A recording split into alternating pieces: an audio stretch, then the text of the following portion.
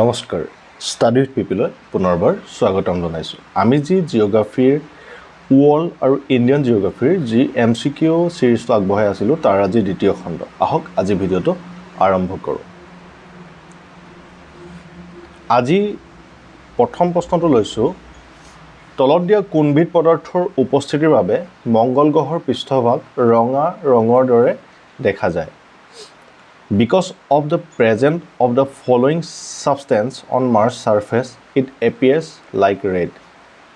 ইয়াৰ option কেইটা আছে iron oxide,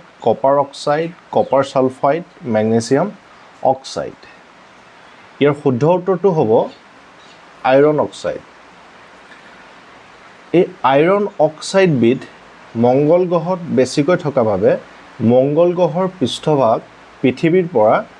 ৰঙা ৰঙৰ দৰে দেখা পোৱা যায় এইটো মনত ৰাখিব শুদ্ধ উত্তৰটো হ'ব আইৰণ অক্সাইড সেকেন্ড কোৱেশ্চনটো হ'ল তলৰ কোনখন দেশে পাৰমাণৱিক অস্ত্ৰ-শস্ত্ৰ অপসাৰণ চুক্তিৰ প্ৰস্তাৱ আগবঢ়াইছিল The nuclear non-proliferation treaty was proposed by which of the following countries ইয়াৰ অপশ্যনত আছে ফ্ৰান্স আয়াৰলেণ্ড ইংলেণ্ড কানাডা ইয়াৰ শুদ্ধ উত্তৰটো হ'ব আয়াৰলেণ্ড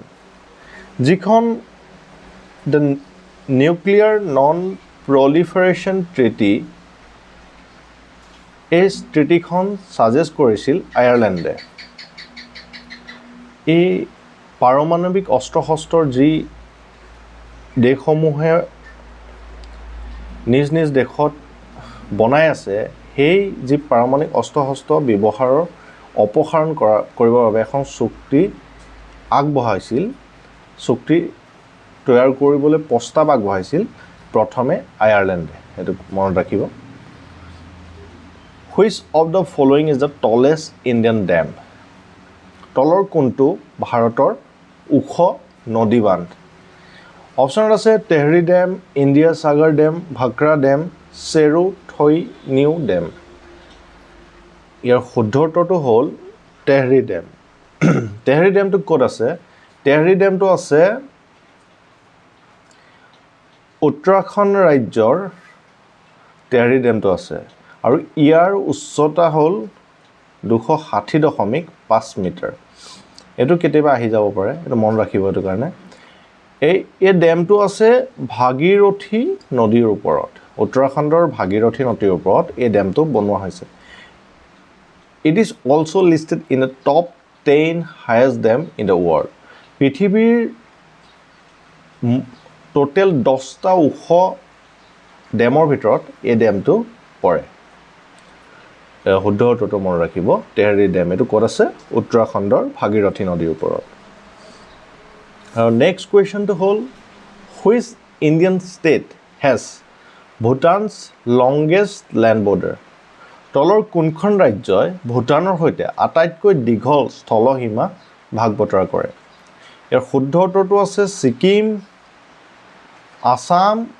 ৱেষ্ট বেংগল আৰু অৰুণাচল প্ৰদেশ কোনটো হ'ব পাৰে ইয়াৰ শুদ্ধ উত্তৰটো হ'ল আসাম টোটেল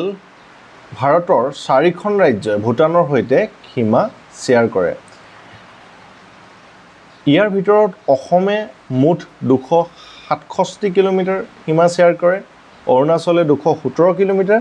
ছিকিমে 32 কিলোমিটাৰ আৰু ৱেষ্ট বেংগলে 183 কিলোমিটাৰ আৰু টোটেল ভাৰতে ভূটানৰ লগত 699 কিলোমিটাৰ আন্তঃৰাষ্ট্ৰীয় সীমা শ্বেয়াৰ কৰে আৰু এই সীমাটোক চিনচুলা ট্ৰিটি অনুসৰি নৱেম্বৰৰ 11 তাৰিখ 1885 চনত নিৰ্ধাৰণ কৰা হৈছিল গতিকে মনত ৰাখিব ভাৰতৰ কোনখন ৰাজ্যই ভূটানৰ সৈতে আটাইতকৈ দীঘল সীমা স্থলসীমা ভাগ বতৰা কৰে এইখন হ'ল Assam The Nisi tribe can be found in which north-eastern state of India ভাৰতৰ কোনখন উত্তৰ পূব ৰাজ্যত নিশি জনগোষ্ঠী পোৱা যায় ইয়াৰ অপশ্যনত আছে মণিপুৰ নাগালেণ্ড মেঘালয় আৰু অৰুণাচল প্ৰদেশ এতিয়া শুদ্ধ উত্তৰটো হ'ব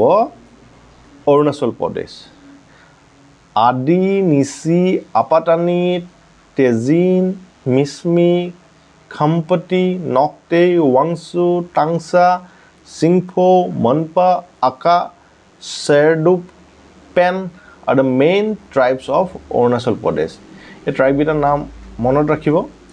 ইয়াক সুধিব পাৰে কোনখন ৰাজ্যৰ কোনটো ট্ৰাইব কম্পেয়াৰ কৰিব কেতিয়াবা আহে বা কেতিয়াবা ডাইৰেক্টলি সোধে যে কোনটো ট্ৰাইব কোনখন ৰাজ্যত পোৱা যায় গতিকে এইটো মনত ৰাখিব ইয়াৰ আৰু নিচি ট্ৰাইবটো পোৱা যায় Arunachal Pradesh What is Aman in West Bengal, Hali in Assam, Sarad in Orissa,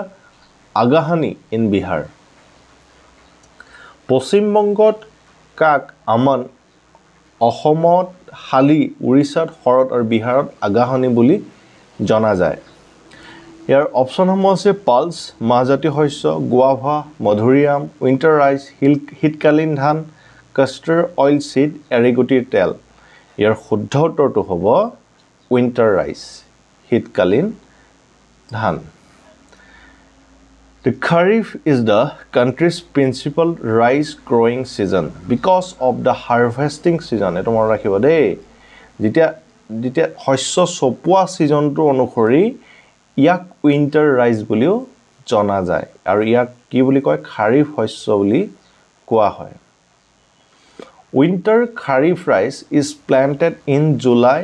June July এটো জুন জুলাই মাহত ইয়াক ৰোৱা হয় আৰু ইয়াক চপোৱা হয় নৱেম্বৰ আৰু ডিসেম্বৰ মাহত মনত ৰাখিব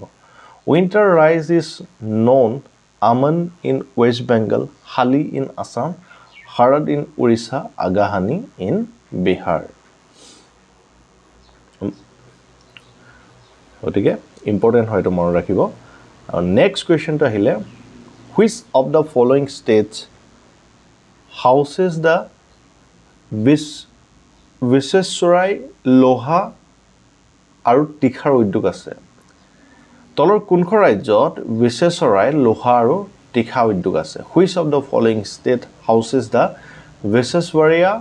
iron and steel plant option কিটা আছে উৰিষ্যা কৰ্ণাটকা ৰাজস্থান মহাৰাষ্ট্ৰ ইয়াৰ শুদ্ধ উত্তৰটো হ'ল কৰ্ণাটকা যি এটো Viseswarai যেটো আইৰন আৰু ষ্টিল প্লান্ট এটো কৰ্ণাটকাত আছে আৰু অলৰেডি 100 বছৰ হৈ গৈছে ইয়াক ষ্টাৰ্ট কৰা হৈছিল 18 জানুৱাৰী 1923 চনত গতিকে এটো পৰীক্ষাত অহা চান্স আছে গতিকে এটো মনত ৰাখিব Indira Gandhi International Airport is located in which following city Indira Gandhi আন্তঃৰাষ্ট্ৰীয় বিমানবন্দৰটো তলৰ কোনখন চহৰত অৱস্থিত ইয়াৰ অপচনত আছে মুম্বাই চেন্নাই বেংগালুৰু দিল্লী ইয়াৰ শুদ্ধ উত্তৰটো হ'ল new Delhi The Palam International Airport is in New Delhi has been renamed after late Mr. Indira Gandhi, India's first and longest serving female prime minister. Here পুৰণা নামটো কি আছিল আহিব পাৰে পুৰণা নামটো আছিল Palam International Airport তাৰ পিছত ইয়াৰ যেতিয়া ইন্দিৰা গান্ধীৰ মৃত্যুৰ পিছত ইয়াৰ নামকৰণ কৰা হৈছিল ইন্দিৰা গান্ধী আন্তঃৰাষ্ট্ৰীয় হাৱাই আড্ডা বা